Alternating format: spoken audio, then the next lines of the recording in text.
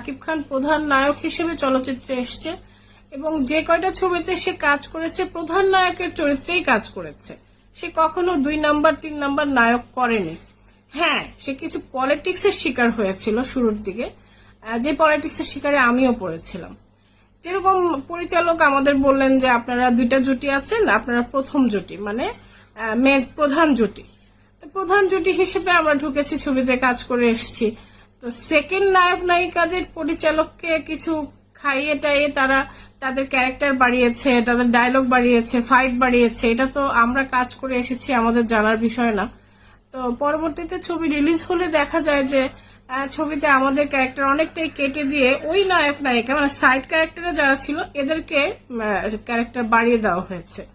এটার জন্য শাকিব খানকে অনেকেই বলে 3 নাম্বার নায়ক করেছে, 4 নাম্বার নায়ক করেছে। এটা ভুল, একদম মিথ্যা কথা। বরং এই ধরনের পলিটিক্সের শিকার শাকিব খান হয়েছিল, যেহেতু সে তখন নতুন